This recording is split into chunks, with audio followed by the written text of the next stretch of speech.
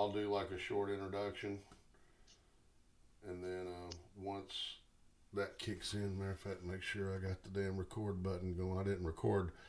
I forgot to record the last 4 minutes of the intro last week, so the one I've got up there now is like 4 minutes of silence.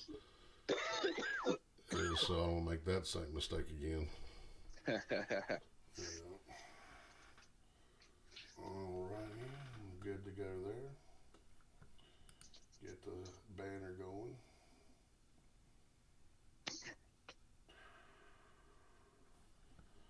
Alright, make sure the health looks good. Alright, going live in 1, 2, 3, and 4. Hey, what's going on there, punk rockers? It's your buddy Slack Punk coming to you live from the Sloppy Bros Show. Tonight we've got a special guest, Chad, and we are going to be discussing the Second Amendment as well as gun rights. So for those of y'all that joined, if you got any questions, you want to feel free to chip in.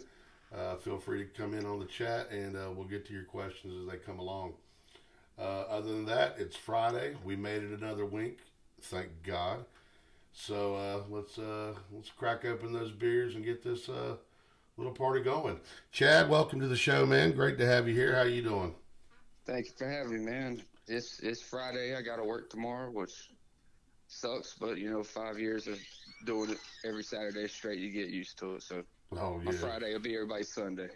I hear you there now. Will you work in Saturday, or you have like Sunday and Monday? Do you at least get 2 days off in a row? Yeah. That's one of the one of the only benefits, I would say. I do get Mondays off, so when everybody's going back to work, I'm still cozy in bed. Well, that's got to be kind of nice, though, because at least if you've got any business you need to take care of, you can get that shit taken care of Monday and everything's open. Yeah, absolutely. Everybody else is at work. I get to go straight to the front of the line.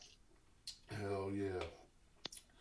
All right, so it seems like we've got quite a big attack on the Second Amendment in this country, it feels like.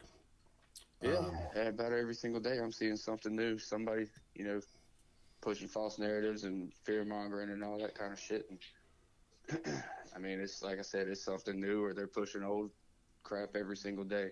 Right. Now, I'm assuming that you are you a concealed carry permit holder? I am not. You are not. Okay. I just recently got mine back in March. As a matter of fact, I actually got my first gun. I got me a Taurus G2C Millennium 9mm, as well as a Savage pump action shotgun. I'd always grown up around guns. My dad was, a carrier. He didn't have a concealed carry either. He always just kept a 38 in his pocket wherever he went. But yeah, that's the old school carry. Yeah. I've been meaning to get around to getting my concealed, but I mean, I've always been of the thought process that I'd rather explain to a police officer while I have a gun on me than, be sitting there and needing one and wishing I didn't have it. Right. And, the work schedule and stuff like that leaves it tough to get out for an 8-hour class. But, excuses. But, I mean, I do carry, and I'll carry in my car, like, North Carolina law state, having it open in the front seat and stuff like that. And I try not to be disarmed as often as possible. Well, being a first-time, gun owner, the whole process was actually new to me. I actually signed up for a concealed carry class. I actually went to Reese Firearms in Kernersville. I don't know if you're familiar with him. Super great guy, excellent class. It was only like $80 for the course. It was like maybe 4 or 5 hours classroom time, and then we spent about 2 hours on the range qualifying.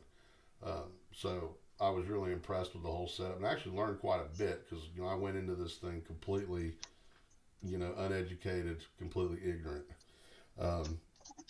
After I got took the class, I did go down to the sheriff's department to get my to pay the $5, for your purchase permit for the county of Randolph.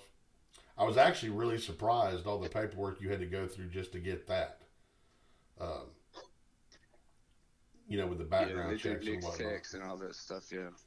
And then once I got the concealed carry, I mean, the background that they ran on me for that, I mean, having to wait and then waiting 90 days on top of it to get it, it really got me to thinking, okay, a lot of these people that are anti-gun, that are trying to take away, our right to carry, they obviously don't understand the process, because if they went through the process, they would see that, the laws that we currently have on the books right now, in my opinion, are enough. We don't need stricter gun laws.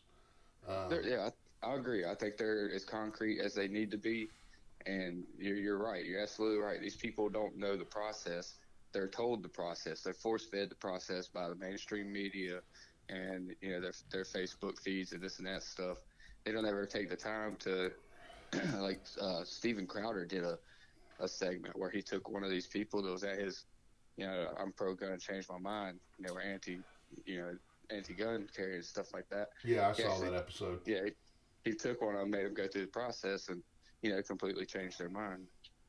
Yeah, because I mean it's crazy, especially when you think that these laws that they're putting out and they're forcing upon us, they're only affecting and hurting law-abiding citizens, people that follow the law to the letter. Criminals do not follow the law. You can go out anywhere into any city and purchase a gun from any black market dealer or low-level thug. And that's the logical thought process. That's what everybody pretty much thinks and knows. But the propaganda pushers and stuff, they'll have you think otherwise. They'll have you think that over 50% of the population want stricter gun laws, and think that if you put these red flag laws into effect, for example, that are going on right now, to where I can be like, I don't think this guy's mentally right, and call the cops, and they go over there and with a warrant and take their firearms from them. And I mean that's phase one. Well, it's not phase one, but it's like phase 4 or 5 at this point, because it just keeps getting pushed through. Right. Yeah, I mean it's literally crazy, what's happening right now with all that shit. I mean I understand, this whole thing, with the school shootings and like the Las Vegas massacre, which I got to be surprised after almost a whole year investigating, the FBI couldn't figure out anything. So I think there's a lot more to that story than we're being led on to. But I digress. But as far as like these school shootings that are occurring and whatnot, I think people are not looking at the bigger picture. The picture is not the issue with guns. It's the issue with mental health and parents doing their job. Absolutely. Raising their kids. You see, I think we've gotten to a point in society where we are not teaching our children the value of life. Mm-hmm. They don't respect it. I mean, look at what happens in these classrooms. I mean, you see the videos on YouTube, where kids are cussing out their teachers and, picking up stuff and throwing it and, acting out and all that. I mean, you didn't act like that, 20, 30 years ago. Hell, I don't even think 10 years ago.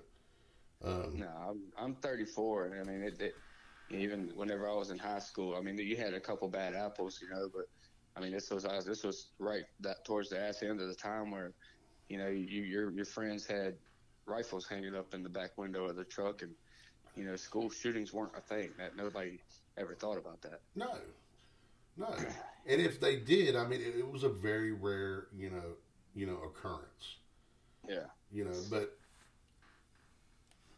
bottom line is, we have taught kids, number one, not to stand up for themselves. I mean, I know there's kids out there that get bullied, and being bullied sucks. I know. I mean, I grew up in an area and went to a redneck school and was constantly bullied because I was into skateboarding, punk rock music, Mohawks, The Cure, all that kind of weird shit that nobody really could grasp or understand, and I stood out like a sore thumb. Yeah. So I mean, I was constantly giving shit, but my old man, taught me, at a young age, you got to treat a bully like a damn balloon. If that motherfucker gets in your damn face, you better pop that son of a bitch. There you go. And once you pop that asshole and everybody sees it, ain't nobody gonna fuck with you. They're gonna leave you alone.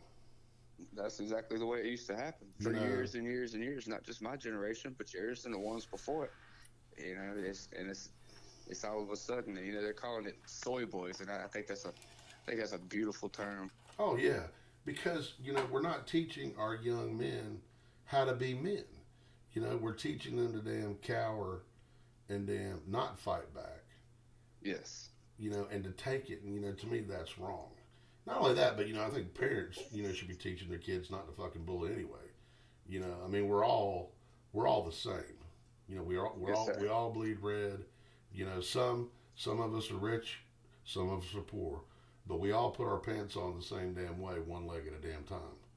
You know, so absolutely, with the exception, you know, of a damn social economic status. I mean, that's really the only thing that separates us as people. You know, it's not color, it's not race.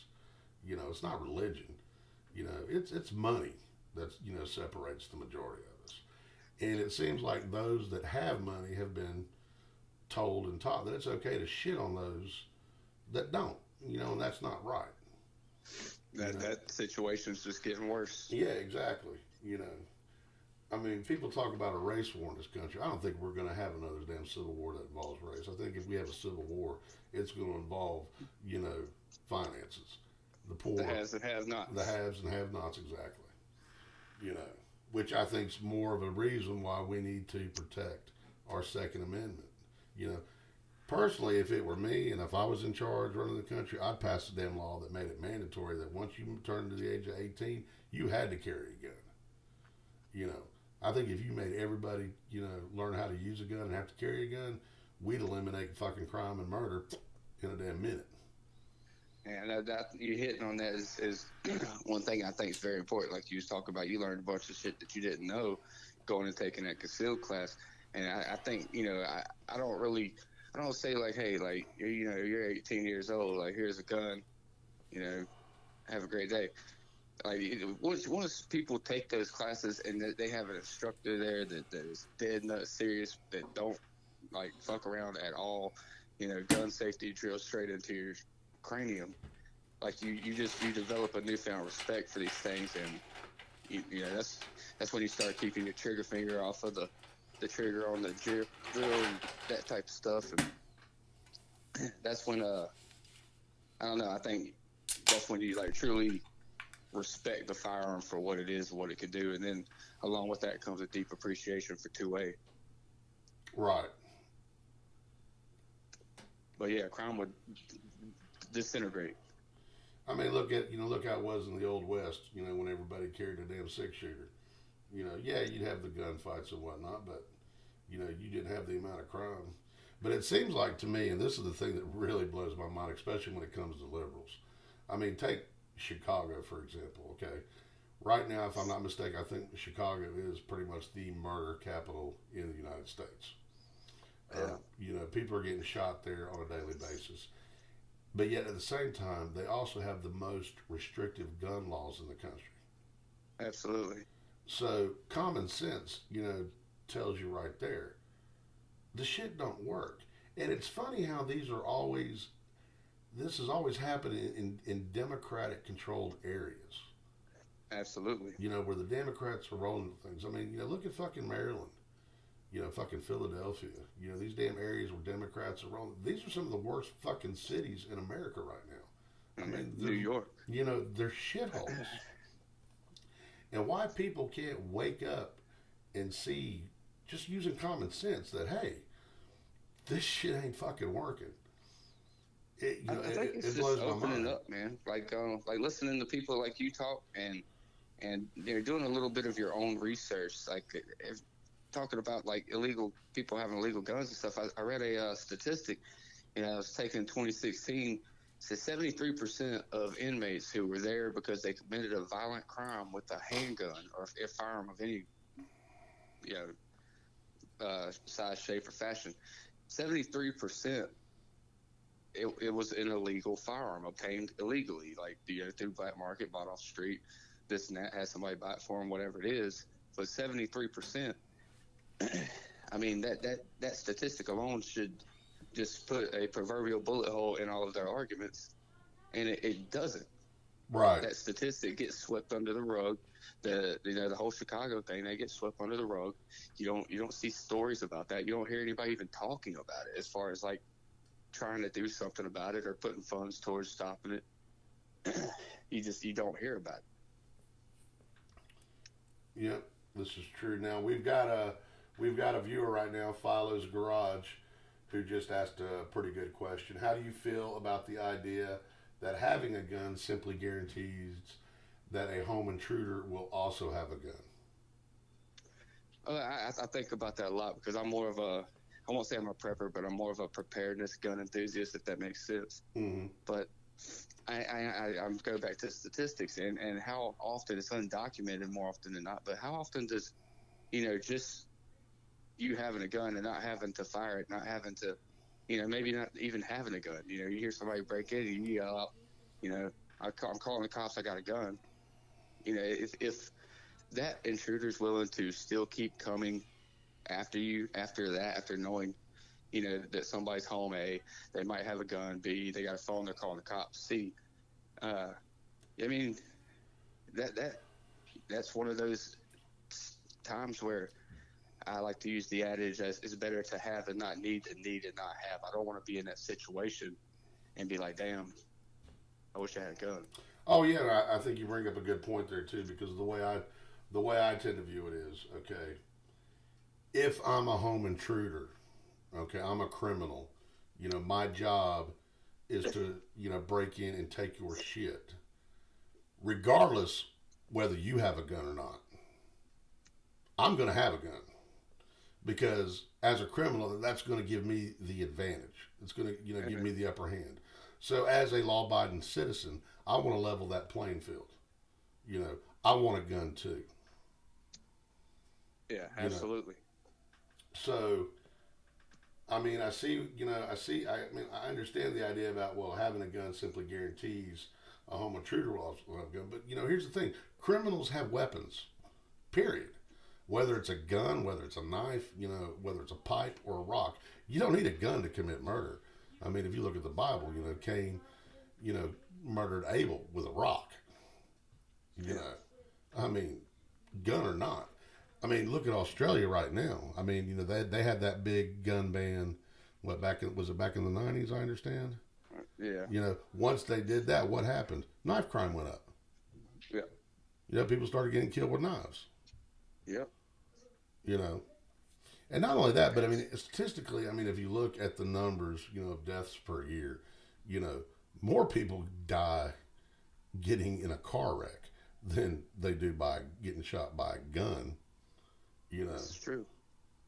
I mean, what are we doing about that? Why are we banning cars? And those statistics are out there, and they're really easy to find. It's just, you gotta. I try to put myself in the liberal mind state, the far left, I'll say, and it's just to try to see like where does their logic come from, like being so fact driven, and that type of thing as they are. Well, they're theoretically they are. They just don't do any research. They let everybody else do everything for them, and what they're told is the gospel, and then they formulate like these just hard stances against this or that based on absolutely nothing but hearsay. Right. It's like high school is spreading a rumor across the cafeteria. It's just ridiculous, except these are grown folks. These are people that in a decade or two are going to be running this country, and it's that we're not doing anything but pampering them further. They're getting diaper rash and we're getting out the ointment instead of rub some dirt on their walk it off. Right. Now we've got another person that just joined in, Chris George. He has brought up the point that California has more restrictive gun laws, but in 2016 they had 1,467 homicides by firearms. He said the highest number of deaths by firearms over all 50 states. Now that I could see, because I would have to think that California also probably has the largest amount of gangs out of the United States. I would have to look that number up to be certain. But, I feel as if that, out of all the states, California has more gangs like, the Bloods, the Crips, MS-13s, Latin Kings, that kind of shit. So where you have gangs, you're going to have guns. And where you have guns, you're going to have gun deaths.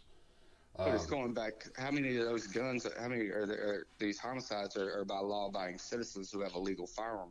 Oh, I mean, I would have to say then, again, without looking and just guessing, I'd say that number is fairly low by law-abiding citizens. Yeah, and that's the point, man. That's just what gets me worked up whenever I hear somebody really passionately speak out or speak in favor of stricter gun legislation and stuff. And these are people that are dancing around the facts, the hard truth, and typically they don't know anything about what they're attempting to ban, being the firearms, the assault rifles and stuff, the scary ones and this and that. Right. I don't know. It's the dumbest thing in the world to me, and I try to figure it out. I try to, like I said, put the shoe on the other foot, and it don't click. Right. Now, Philo mentions that gun control in a state-by-state is pointless, as it's easy to bring a gun from a non-control state to a control state.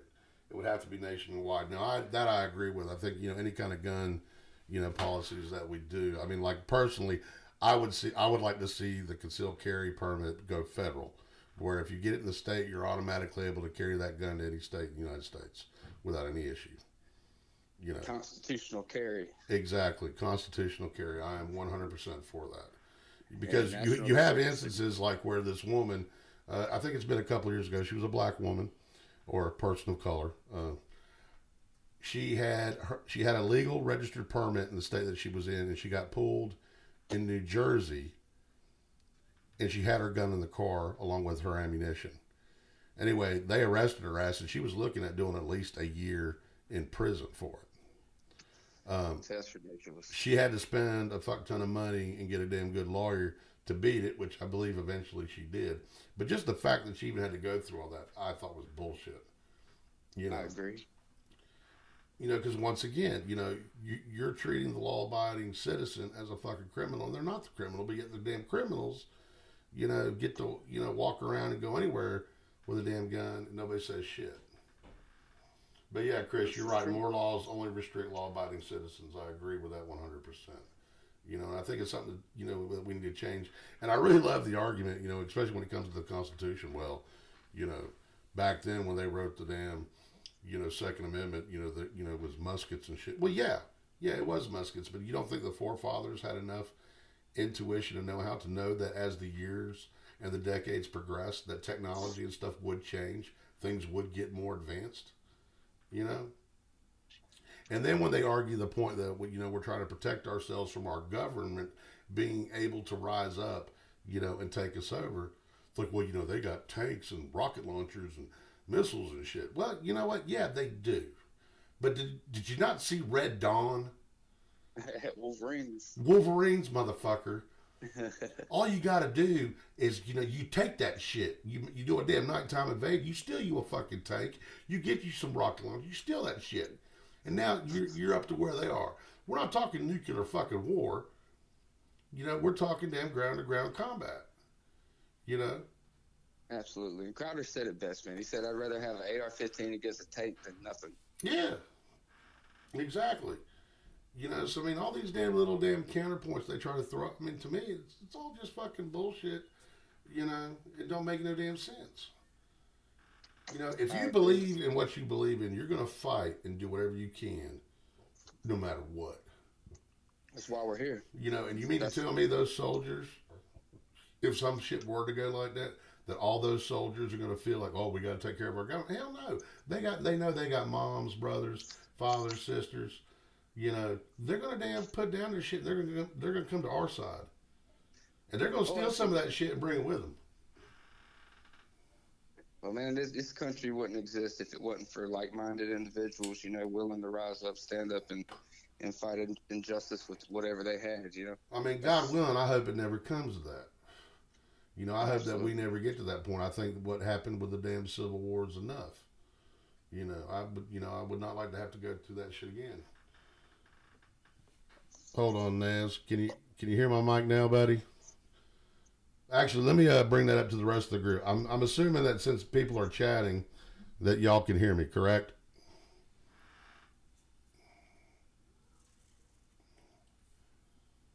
Okay, Naz can hear me now. So welcome to the show, Naz. It's good to see you again. Naz is one of my first subscribers to the Sloppy Bro Show. So he's from Arizona. So you guys give him a nice warm welcome. I'm about to say he's giving us a warm welcome. Yeah. All right, so we got Philo here, and it says it's interesting to hear considered points. Do you feel theft from legal gun owners puts guns into the hands of criminals? Well, yeah.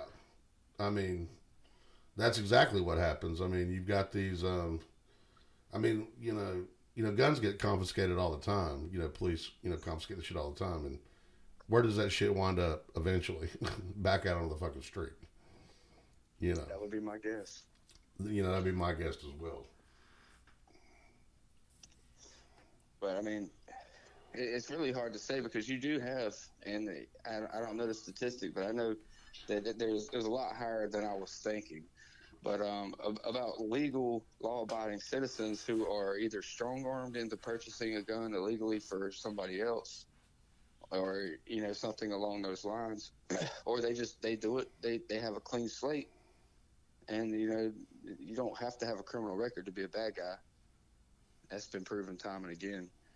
But that'd be an interesting statistic to find out. I don't like to think that our government's so corrupt that they're, selling guns back to the criminals like in the movies and stuff. No, I can see that. Okay, so Chris just chimed in. Let's get it clear, though. The Second Amendment is not for us to carry to protect ourselves for other people. It was put in place for us to protect ourselves from the government. Okay, well, you know what? Let's take a look here. Let me get on Foreign Google. and domestic. I'm going to switch over to the browser and the webcam, and let's look at Second Amendment. The Second Amendment. And let's see exactly what it says. Okay. So this is from Legal Information Institute. The Second Amendment of the United States Constitution reads, a well-regulated militia being necessary to the security of a free state, the right of the people to keep and bear arms shall not be infringed. Such language has created considerable debate regarding the Second Amendment's intended scope. On the one hand, some believe that the amendment phrase, the right of the people to keep and bear arms, creates an individual constitutional right for citizens of the United States. Under this individual right theory, the United States Constitution restricts legislative bodies from prohibiting firearm possession, or at the very least, the amendment renders prohibitory and restrictive regulation presumptively unconstitutional. Okay, so that would, in my opinion, go against the Second Amendment. Is not for us to carry and protect ourselves for other people. Some people believe that that's what they intended.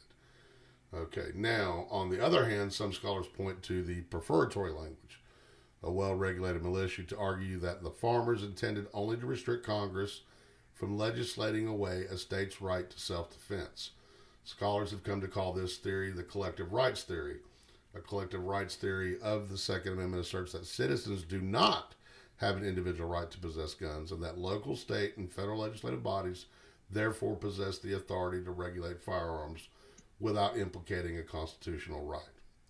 Okay, now here's my interpretation of that, and here's my issue with it. I would tend to agree with the first sentiment, the right of the people to keep and bear arms. Okay, the reason being, because yes, if we're looking at things from a federal standpoint, states should be able to have a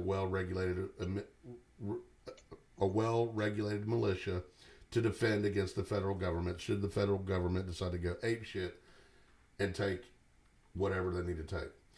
But on that same hand, what if it's the state? What if it's the state that decides, you know what, North Carolina, you people are fucked. We're going to damn do this and do that. We need to protect ourselves from the damn state too, right, as individuals? I mean, that's my thinking.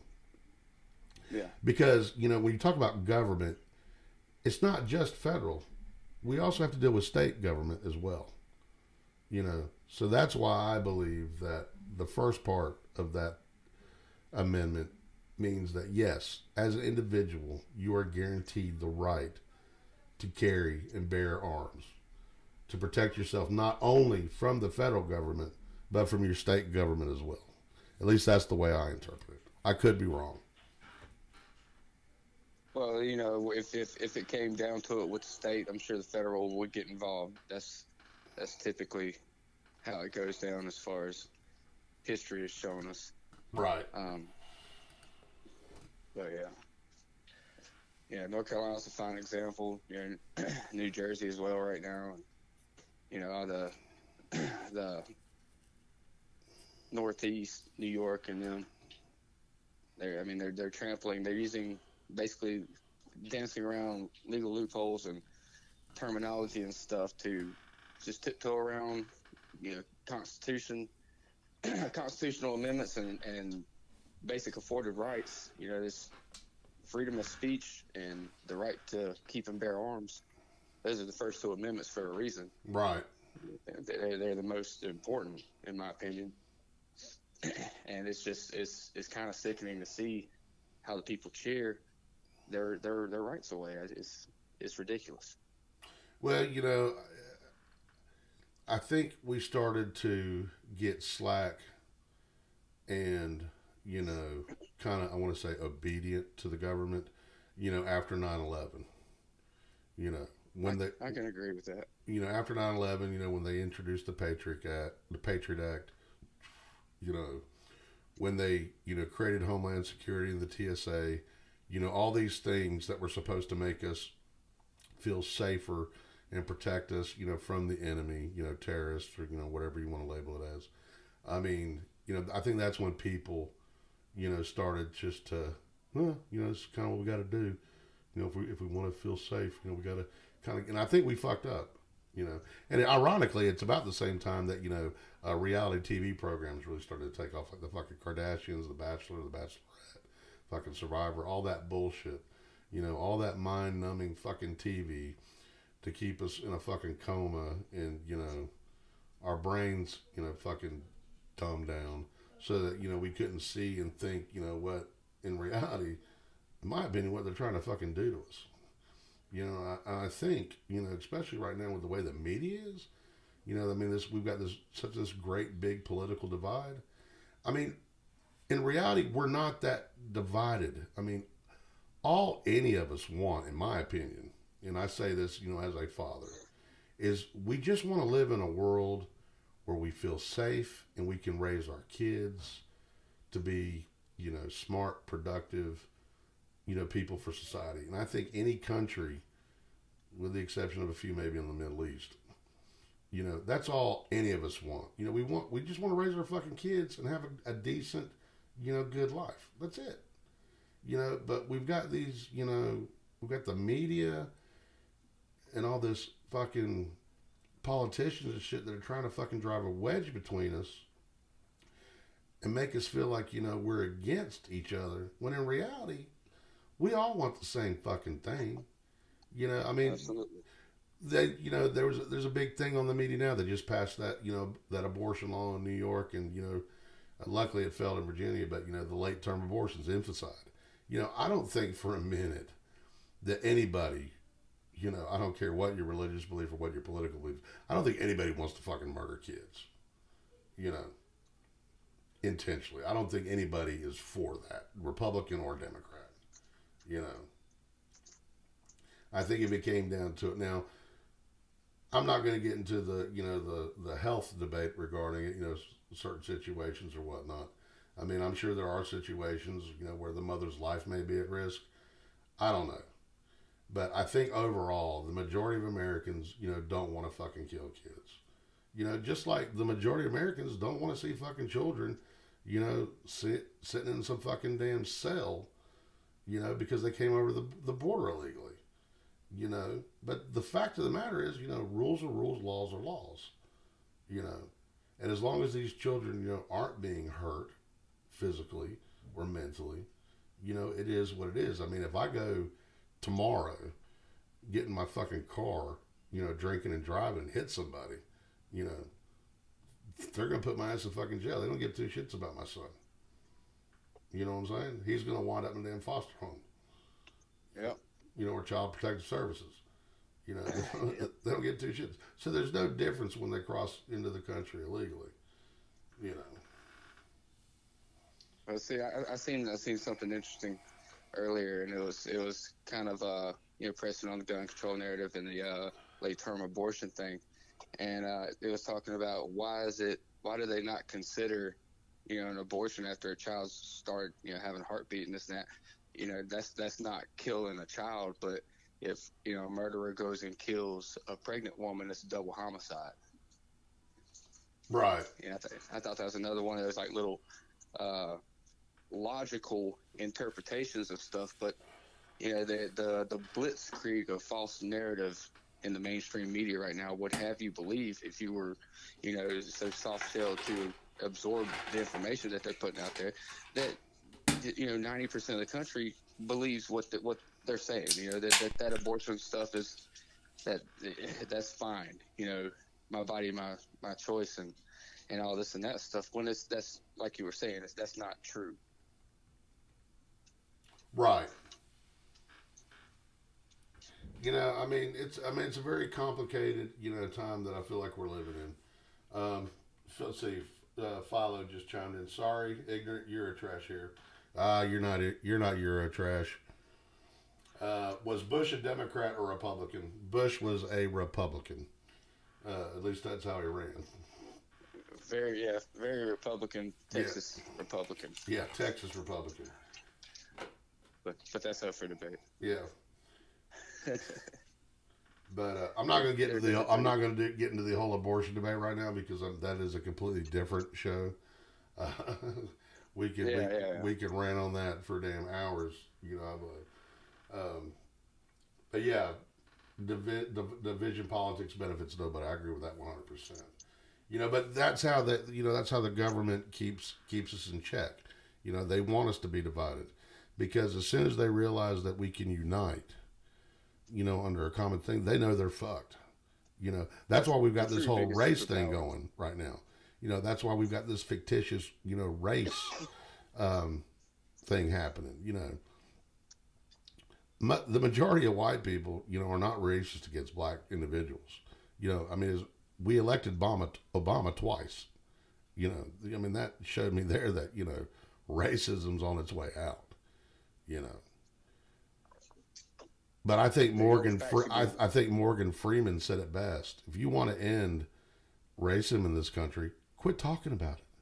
Stop giving it an ear. Quit giving it an ear. Quit referring to me as a white man, and I'll quit referring to you as a black man, and we could just be men.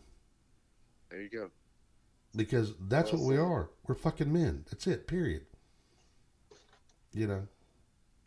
Our pigment is only different because of the damn geographical locations that we wound up in, after man first started spreading out after we left Africa.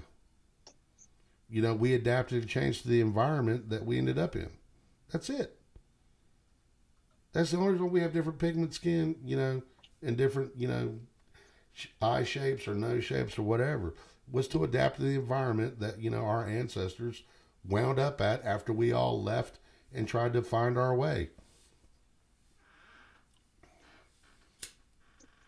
This is very true. But that's logic again. That doesn't help any of them, achieve their goal. And that's, the rich want to get richer, the powerful want more power. And that's just, it's basic stuff, but it's taken to the extreme here lately. And it's being pushed more out there into the face of the American people, especially with two-way.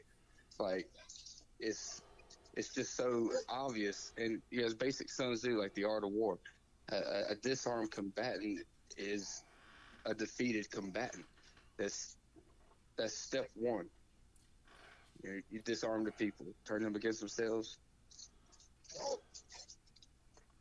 Well, I've always believed that the one thing that has kept the United States from being invaded by a foreign power is the fact that they know that even if they get past our military, even if they beat our military, which, We have the best military in the world. We spend more money than any other country on our military.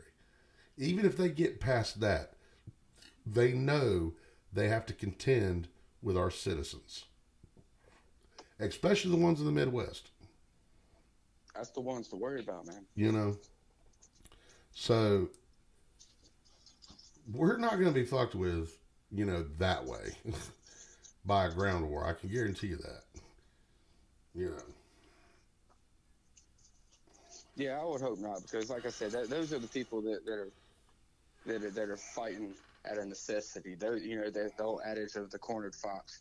You don't want that, especially with us, you know, firearms enthusiasts. You know, we tend to know a great deal about what we're talking about and what we're doing. Right. Even sports shooters that only ever pull out their firearm whenever they're at a steel challenge or 3-gun match. Like those are bad guys. Those, you know, your Keanu Reeves, those dudes know what they're doing. Oh yeah. And there's a bunch of us. There's a bunch of us. Speaking of Keanu Reeves, I can't wait till John Wick 3 comes out. That shit looks like it's gonna be badass. Absolutely, they're all absolutely wonderful. Now, Philo, let me ask you a question. You're from the United Kingdom, right?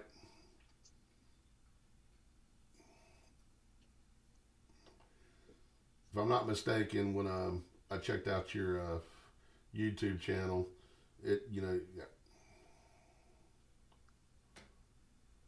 Now, let me ask you, Philo. From what I've been seeing in the news, I do watch the BBC, you know, and try to keep up with what's going on in the United Kingdom because I do have a bunch of relatives, aunts, uncles, cousins, nieces, nephews that still live in the United Kingdom. I was actually born in Peterborough.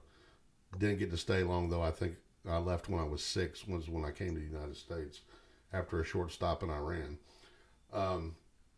But from what I've seen, I mean, you know, England's got some really strict, you know, gun control laws. But I've noticed they've got these, scooter gangs, these gangs of kids that are like, you know, stealing people's scooters and motorcycles, and they're using knives and stuff. You've also got a lot of, you know, murder rates using knives and stuff, correct? Or am I mistaken?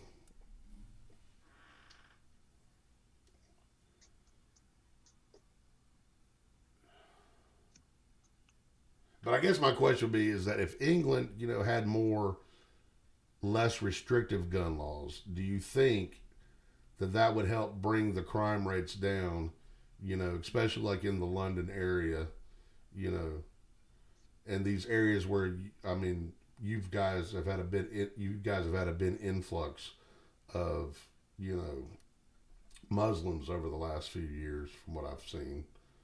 And from what I understand, you know, they're bringing a lot of their, you know, crime and corruptness with them.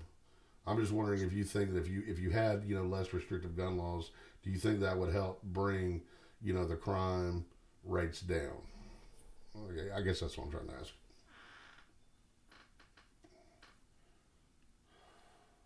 I mean, I think honestly that's been, you know, statistically proven.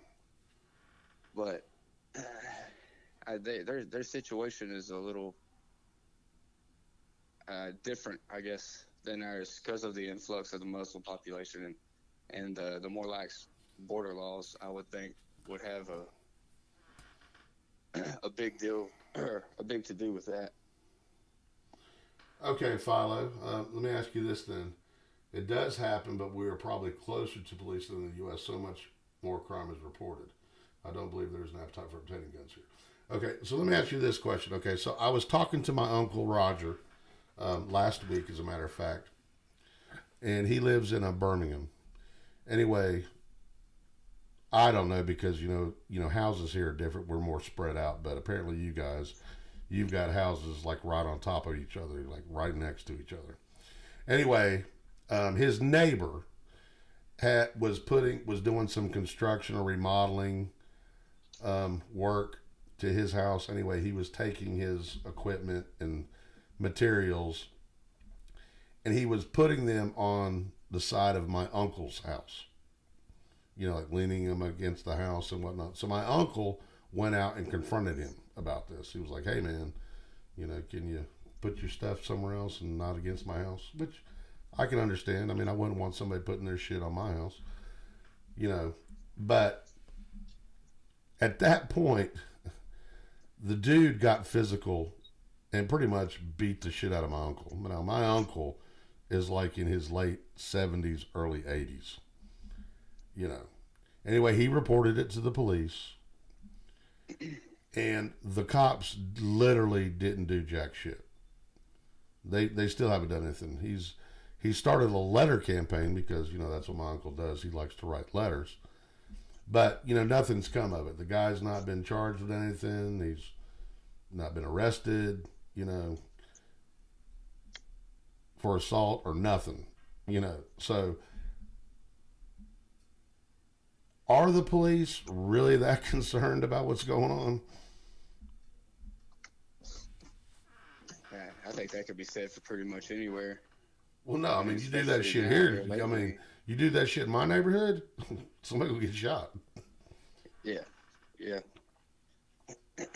You know, I don't feel like our here in Greensboro, like our police force is, you know, that bad. But I mean, there are places that, I mean, you'd almost rather not have the police because of the level of corruption and that kind of stuff. well, yeah, I agree. You know, I mean, you know, I think, I mean, don't get me wrong. I mean, Blue Lives Matter. I know that being a cop is a stressful job.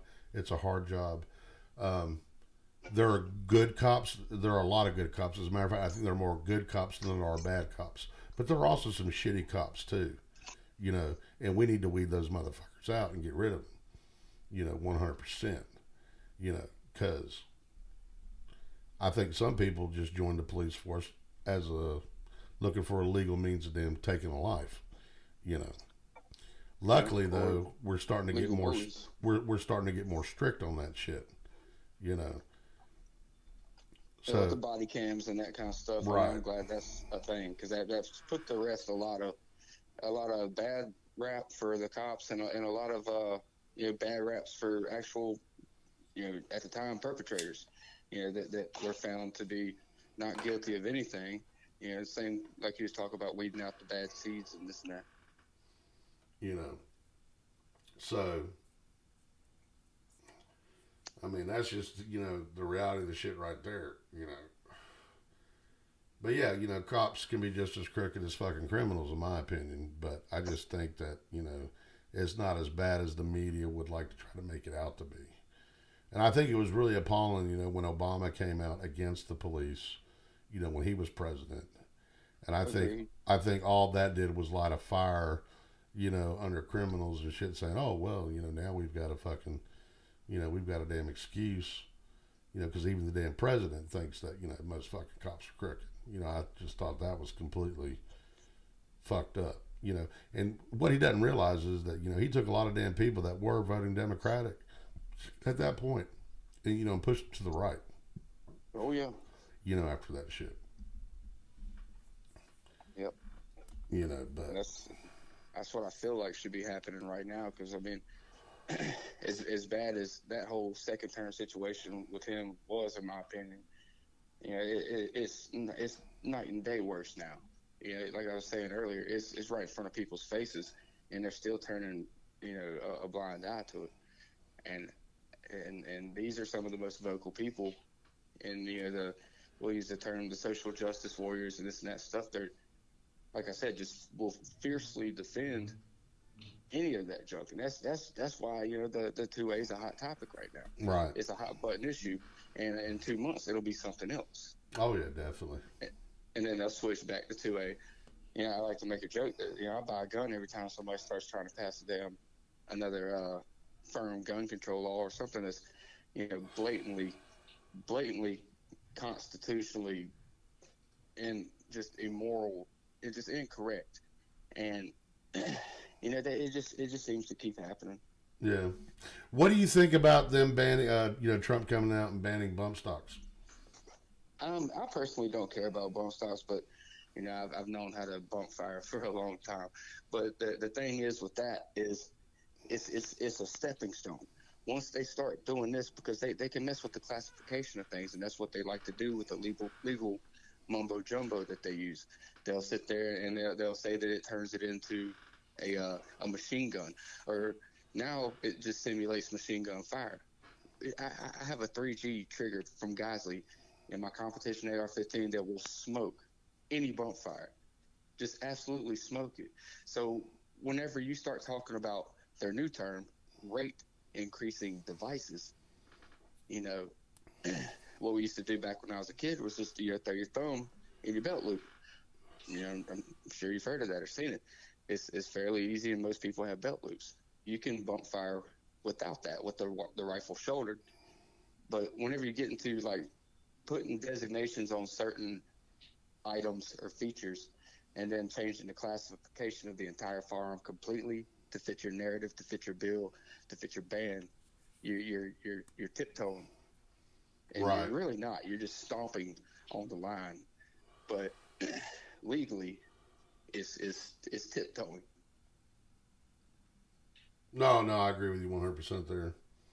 I do. I mean, not only that, but even without bump stocks, I mean, there's plenty of places that you can go to on the internet to get the parts that you need to, you know, convert a semi-automatic into a full automatic.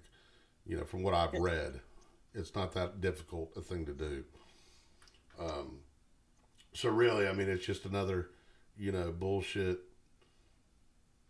law that's going to affect law-abiding citizens, but yet criminals are going to circumvent anyway.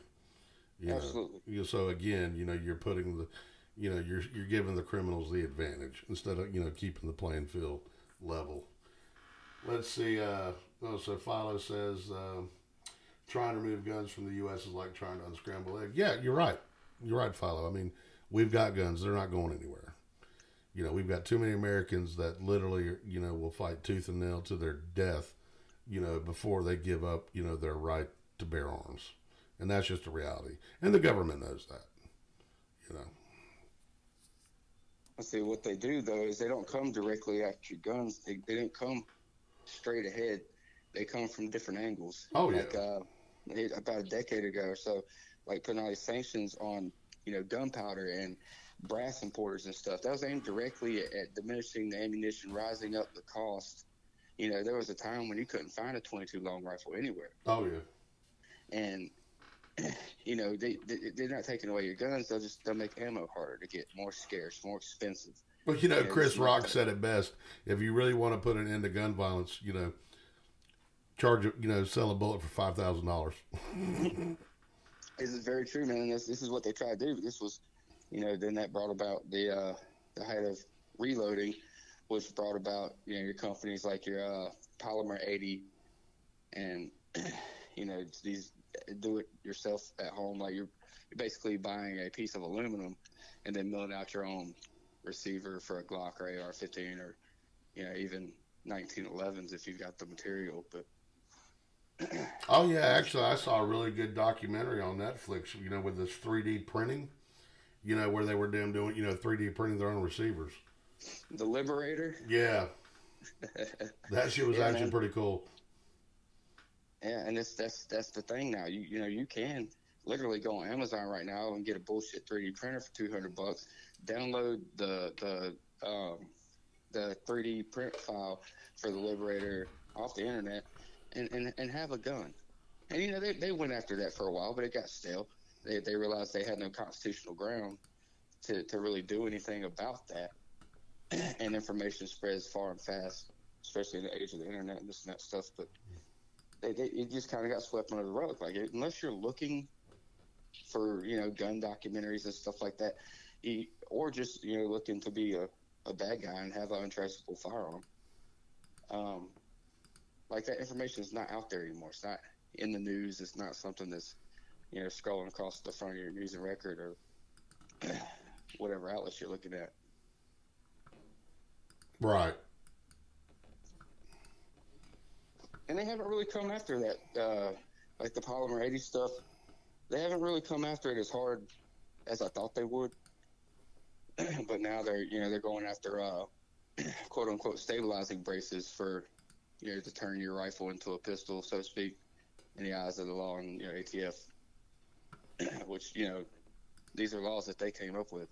They wanted stricter, more controlled gun legislation, and all of these different terms and designations for this and that, and this is what they got. Oh yeah. Oh me.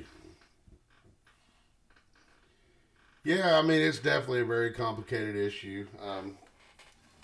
It doesn't seem like anything that's going to get resolved anytime soon. All that we can do as Americans is to pay attention and stand up and fight for when they try to change that shit. I think being informed is paramount right now to just exercising your just freedom as a human being to think for yourself. You know what I'm saying? That's not something that anybody can take away from you. And most people are just throwing it right out the window right now. And it's the reason why, we have these kind of conversations on a daily basis. Well, like I said, going back to the beginning, of this live stream, we have got to start teaching our children, the value of life. Very true. We've got to start sitting down. We've got to get involved. I mean, the damn days. I mean, I remember, growing up as a kid, we'd sit at the damn dinner table every night. My old man and my mom, how was school? Asking questions. We have got to get involved with our children's lives. We've got to teach them the value of life. We've got to get them off the fucking smartphones and the goddamn tablets, and get them involved in what's going on in the world, by having, discussions. And, not trying to bullshit them either, because kids can spot bullshit, a mile away. You got to be honest. That's the one thing with my son that I've always tried to be with. I've told him, you can come talk to me about anything. I don't give a shit about what it is. Drugs, alcohol, sex, whatever. You got questions, I'm going to answer it for you. And if I don't have the answer, we'll sit down together and we'll find the answer together. But just know, you can come talk to me about any goddamn thing. I don't give a shit. There's nothing too embarrassing. It ain't like it was with my old man, about with the birds and the bees. I don't give a fuck. I'll tell you exactly what happens. And that's what we got to do. We've got to sit down with our kids. We've got to teach them the importance of life and how valuable it is, and let them know that you're not always going to get along with people. You're not going to. Everybody's not going to be your best friend, but you can always sit down and try to find common ground with any damn body. Period. Respect. And that's what we got to do. We got to, we've got to sit down and find common ground with people, and try to make the best of things as good as we can. And that's just my opinion. I could be wrong, but I hope I'm not. Well, that common ground used to be that America's the greatest country in the world. I think everybody within reason, should feel that way about their home country. If you're in, the UK, you're in Germany, or you're, Canada, whatever. You should feel that kind of like loyalty and pride in your country. I think that's just something that's standard. Well, now be careful now, because now you're approaching shaky ground. You're talking about nationalism, and nationalism equals racism. Because so does smiling, apparently. Because you can't be proud of your country. You sure can't. You can't. I mean, that's just a no-no. Yeah, no matter what, you can't. You can't even wear red hats. It don't matter what it says. No. Yeah, because God forbid you get labeled a fucking racist. I think we're already labeled racist. But whatever. But no, I agree with you 100%. I think individuals need to take pride in their country. And I think and this is kind of going off topic a little bit. I think rather than leaving your country and trying to seek solitude elsewhere, I think you need to stay in your country and make your country better. There you go. That's what we did. When the damn British, and no offense, Philo, when the British were fucking us over in the 1700s, we could have said fuck it, got on a boat and left and gone somewhere else and tried to. But no, we stayed and we fought and made America what it is today. And that's what you got to do. You know, if you're not happy with your country, fine. Change that shit. Get involved. Be political. You know, do what you can to get people on your side to make that shit a reality. Ain't nothing free in this world. If you want anything, you gotta fucking fight for it. See, those are American values, man, and those are values that a lot of countrymen share with their own individual countries that aren't America. But I think that's like the foundation for, and going back to like you talking about raising up your children. I believe, you know, be a proper role model to any child. You know what I'm saying? Whenever you're out somewhere, it might not be your child, or you might not ever have children. But, you know, being a proper role model, doing what you would, you know, like to see your dad do, or, you know, something along those lines, putting the shoe on the other foot. But those values are like paramount to the foundation of a proper moral compass. And if people just realize that, you know, being a good person, not being a criminal, not doing criminal stuff, you know, it's not hard. Oh no, not at all. It's not. I don't wake up in the morning and think, man, I sure hope I don't do anything criminal today. It's not something I ever think about, and it's because of family values, the way I was brought up, and, you know, on down the line. Well, you know, it reminds me of that old African proverb: "It takes a village to raise a child." There you go. And I agree with that 100%. You know, the friends that my son brings over to the house, I mean, they're welcome in my home, and, you know, I treat them, you know, just as I would my own kid, and, you know, that's what it takes. And I expect anybody, if my son goes to your house, if my son gets out of line, you throat punch that little prick. You know, you get him back in line. You know, because I'm not there to do it. I'm hoping you're going to fucking help me keep him straight. You know, because that's the way, you know, that's the way it was when I was a kid. You know, you'd be out, you know, fucking around with the neighborhood kids. You'd get in trouble.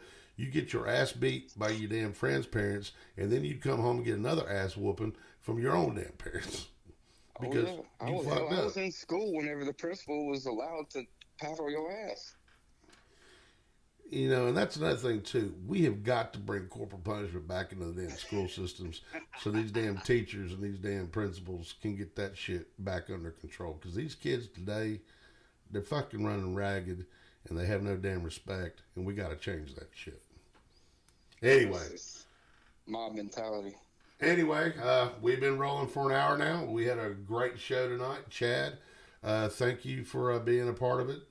I think we had some real good insight and some, you know, good Q&A. I mean, we're nowhere near resolving the problem. You know, it's going to be a long time, I believe, before we get there. But, you know, I think it's important, you know, people watching, you know, ask questions. You know, don't just jump on the damn bandwagon because that's what you're told to do. You know, figure it out for yourself. Do your research. You know, go take a damn class. You know, $80 ain't nothing, you know, to take a concealed carry permit class. You know, go see for yourself how hard it is to get a damn gun permit in this country, in your county.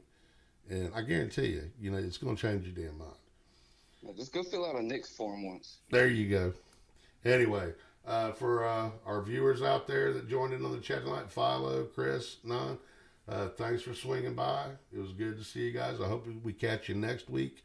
We will be going live again on Friday. I'm going to try to make this a once-a-week thing starting out. Hopefully, I might, you know, do some static videos in between the live streams. But I do appreciate your support and getting involved. Anyway, Chad, once again, it was great having you on, buddy. I hope to have you on again. And thanks for having me. Thanks, brother. And I look forward to our next little meetup. Yes, sir. All right.